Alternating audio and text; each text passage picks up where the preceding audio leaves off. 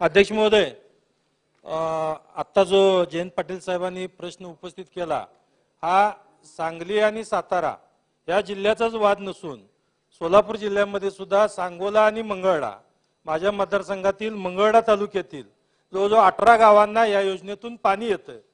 परंतु अध्यक्ष महोदय, मी माननीय उपमुख्यमंत्री महोदयांचं फडणवीस साहेबांचं आभार मानतो की ही लागलेली आता जी कुस्ती आहे ही कुस्ती सोडण्याचं काम उपमुख्यमंत्री महोदय नक्की करतात।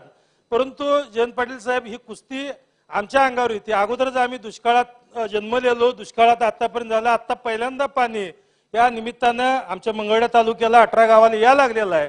पण या कुस्त्या सगळ्या आमच्या अंगावर पडा लागलेत।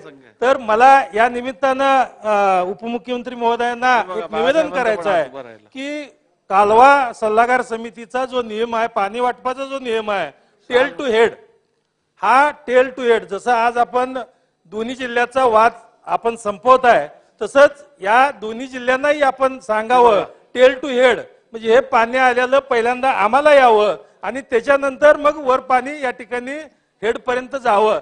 यामध्ये उपमुख्यमंत्री महोदयांनी लक्ष घालतील का, एवढंच या निमित्ताने प्रश्न करतो। सातारा आणि सांगली जिल्ह्याच्या कुस्तीमध्ये सोलापूर जिल्ह्याचं नुकसान होणार नाही असा निश्चितपणे आम्ही प्रयत्न करू, किंवा कुस्तीच लागू नये आणि तिघांनी आपण नीट नांदावं अशा प्रकारचा प्रयत्न करू। महोदय